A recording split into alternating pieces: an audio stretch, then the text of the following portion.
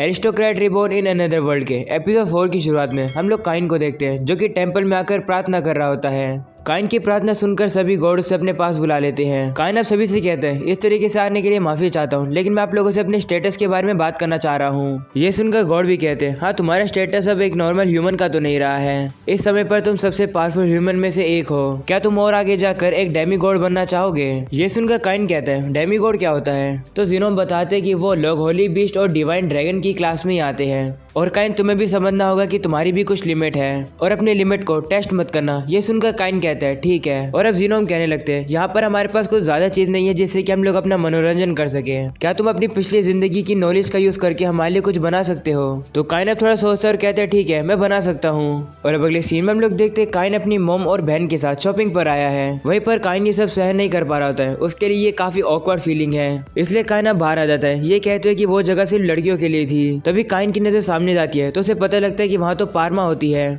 Kine अब उसके पास जाकर कहते हैं मिले हुए 5 साल हो गए हैं। काइन अब उससे पूछते हैं कि तुम क्या कर रही हो, जिसमें वो बताते हैं कि मैं यहाँ पर अपने अंकल की शॉप में ट्रेनिंग कर रही हूँ। तभी हम लोग देखते हैं पारमा के अंकल भी वहाँ पर आ जाते हैं। वहीं पर पारमा अपने अंकल को बताती है कि यह है मास्टर काइन और ये एक नोबल है। ये सुनकर पारमा के अंकल शॉक हो जाते हैं और कहते हैं माफ करना मेरे रूड बिहेवियर के लिए। तो काइन कहते हैं कोई बात नहीं, लेकिन क्या मैं तुम्हारी दुकान देख सकता हूँ? और अब अगले सीन में लोग देखते हैं काइन उनकी शॉप पर आ जाता है और कहते हैं कि यहाँ तो काफी अलग अलग तरीके की चीजें हैं। और अब वो पारमा के अंकल जिनका नाम टेमनिस होता है, काइन उनसे कहते हैं क्या आप एक चीज बना सकते हो और उस चीज को बेच भी सकते हैं? ये सुनकर टेमनिस भी कहते हैं ठीक है, क्या चीज है वो? जिसके बाद हम लोग देखते हैं काइन टेमनिस को बताता है कि आखिरकार इस चीज को बनाया कैसे जाता है। ये एक तरीके का गेम है जिसे रिवर्सी कहा जाता है और इसे खेलने में काफी मजा आता है। वहीं अब टेमनिस कहते हैं हाँ, ये तो काफी अच्छा गेम है, मैं शायद से इसे बनाकर अच्छे प्राइस पर बेच सकता हूँ, प्लीज मुझे इसे बनाने का मौका दो।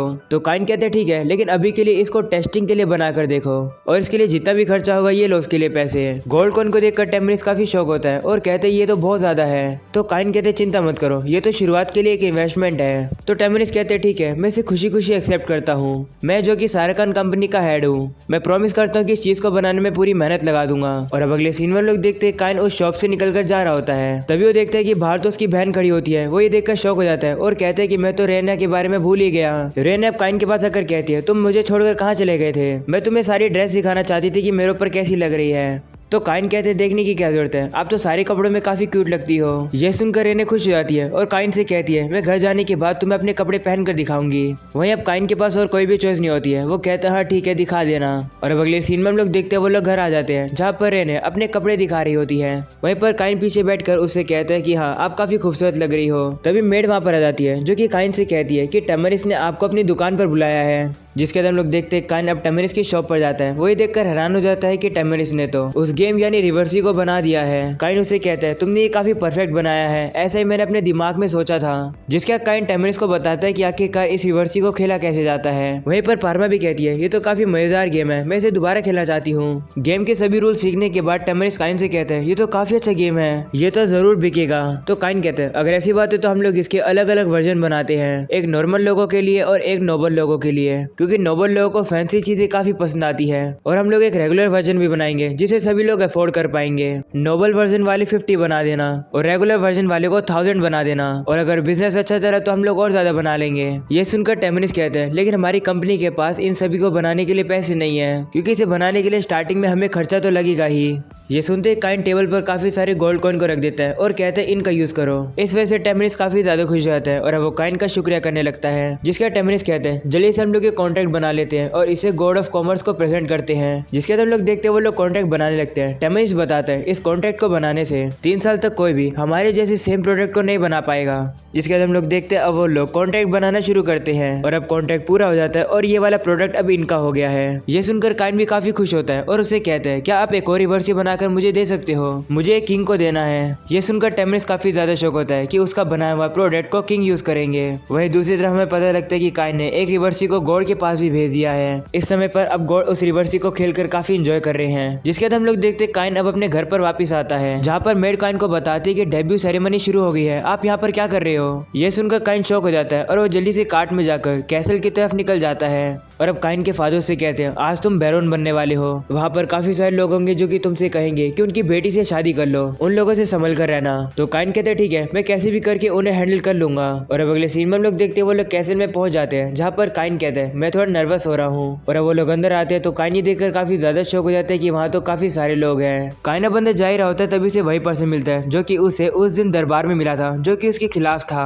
काइन ये भी देखता है कि उसके साथ कुछ बच्चे भी होते हैं। काइन अब उन्हें इग्नोर करके वहाँ से चला जाता है, जिसके बाद काइन एरिक और सिल के पास आता है। वहीं पर काइन के फादर अब अपना इंट्रोडक्शन देते हैं। ये सुनकर काइन मन में कहते हैं, हाँ वो बैरोन वाली बात तो प्राइवेट में हुई थी, इसलिए यहाँ पर बाकी के लोगों को नहीं पता होगा, इसलिए हम लोग ऐसे एक्ट करें कि हम लोग एक दूसरे को जानते ही नहीं है। वहीं अब एरिक इवल स्माइल करके काइन से कहते हैं कि मेरी बेटी को उस दिन बचाने के लिए शुक्रिया, मैं दुआ करता हूँ कि हम लोग का रिलेशनशिप आगे अच्छा होगा। वहीं पर सिल्क भी काइन को अपना इंट्रोडक्शन देती है। वो काइन से कहती है मुझे बचाने के लिए शुक्रिया। वहीं पर काइन सिल्क को देखकर पिघल जाता है। वो उसे कहते हैं आप इस ड्रेस में काफी खूबसूरत लग रही हो, एक बार के लिए मुझे तो लगने लगा था कि आप ही प्रिंसेस हो। अपनी तारीफ सुनकर सिल्क भी काफी ज्यादा खुश हो जाती है और वो लोग आंखों से आंखें मिलाकर काफी ज्यादा एक दूसरे को देख रहे होते हैं। तभी एरिक काइन को रोकता है और कहता है कि तुम सिर्फ 10 साल की हो और लड़कियों को इस तरीके से हैंडल कर पा रहे हो। ये सुनकर काइन और काइन के पेरेंट्स वहां से जाने लगते हैं। वही काइन के फादर काइन से कहते हैं लगता नहीं है कि तुम 10 साल के हो। तो काइन कहते हैं माफ करना, मुझे अपनी बहन की तारीफ करने की आदत है ना, जब भी मैं रेने की तारीफ करता हूँ वो काफी ज्यादा खुश हो जाती है, इसलिए मैंने सिल्क की भी तारीफ कर दी। जिसके बाद हम लोग देखते हैं वहाँ पर किंग आ जाते हैं अपनी स्पीच देने के लिए। किंग अब सभी लोगों का शुक्र करते हैं किंगडम के लिए इतनी मेहनत करने के लिए। जिसके बाद किंग की स्पीच खत्म हो जाती है और अब सभी लोग वहाँ से जाने लगते हैं। वहीं पर काइन किंग के पास जाकर उसका शुक्रिया करता है उन्हें यहाँ पर बुलाने के लिए। और अब काइन प्रिंसेस टेलेस की तारीफ करने लगता है। वो उसे कहते हैं कि आप हमेशा की तरह काफी खूबसूरत लग रही हो, मुझे लगा कि मेरे सामने गोडेस आ गई है, आपको देखकर तो मैं अपनी सांसें भी लेना भूल गया।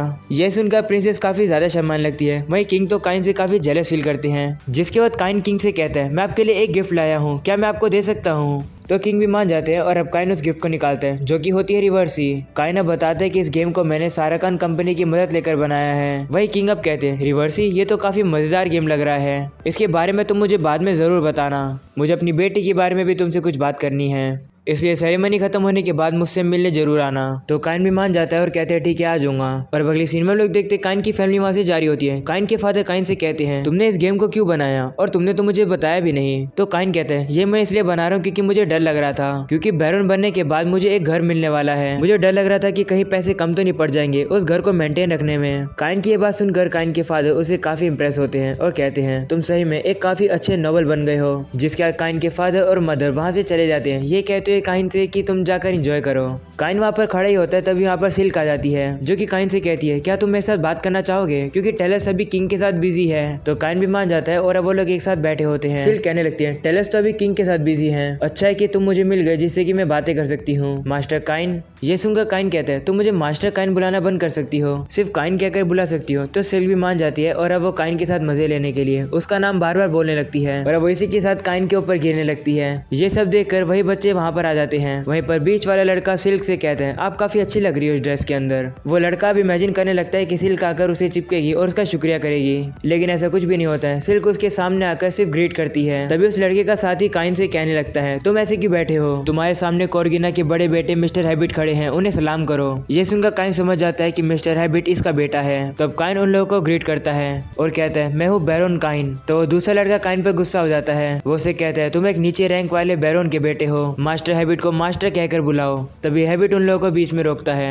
और काइन से कहते हैं तुम्हारी वजह से सिल्क परेशान हो रही है, मुझसे माफी मांग लो और मैं तुम्हें जाने दूंगा। तो काइन उसे कहते हैं नहीं, माफी मुझे नहीं तुम्हें मांगनी होगी। यह सुनकर हैबिट को गुस्सा आ जाता है और वो काइन को चैलेंज कर देता है उससे बैटल करने के लिए। और अब अगले सीन में हम लोग देखते हैं वो लोग बाहर आ जाते हैं। वहीं पर सिल्क भी काइन के साथ आई होती है और वो उसको चिपक रही होती है। ये देखकर हैबिट काइन से कहते हैं फ्लर्टिंग करना बंद करो, आकर मुझसे लड़ो। और अब सबसे पहले हैबिट का साथ ही सामने आता है लड़ने के लिए। वो कहने लगता है आखिरकार मैजिक का यूज कैसे किया जाता है, मैं तो भूल गया। और अब वो एक बुक पढ़ता है और उसे याद आ जाता है कि कैसे यूज किया जाता है। वो यूज करने लगता है मैजिक को। शुरुआत में तो लगता है कि वो काइन की तरह काफी पावरफुल फायरबॉल को छोड़ रहा है, लेकिन वो फायरबॉल इतनी छोटी होती है कि काइन उसे आराम से डॉज कर लेता है। ये देखकर अब हैबिट का दूसरा साथी सामने आता है। वो एक बुक में से पढ़कर एक पावरफुल मैजिक का यूज करने लगता है और अब वो काइन की तरफ रॉक बुलेट को शूट कर देता है जिनकी स्पीड कुछ ज्यादा कम होती है, जिन्हें काइन वापिस से काफी इजीली से डॉज कर लेता है। ये देखकर पहले वाला बंदा सामने आकर वापिस अपने मैजिक को ट्राई करने लगता है। इस बात से सिर्फ परेशान हो जाती है और उसे कहती है कि तुम्हें कितनी देर तक करोगे, लगता है तुम लोग को गलतफहमी हो रही है, काइन बैरोन का बेटा नहीं है बल्कि वो खुद बैरोन है और इसी ने मुझे और प्रिंसेस को 30 ऑक से अकेले बचाया था। यह सुनकर बच्चे शौक हो जाते हैं और कहते हैं क्या काइन वही है जिसके बारे में सभी लोग बातें कर रहे हैं। वो लोग अब नीचे बैठकर काइन से माफी मांगने लगते हैं। वहीं पर अब काइन भी उन्हें माफ कर देता है और अब वो बच्चे वहां से डर के मारे भाग जाते हैं। ये देखकर सिल काइन से कहती है, तुमने उनका चेहरा देखा?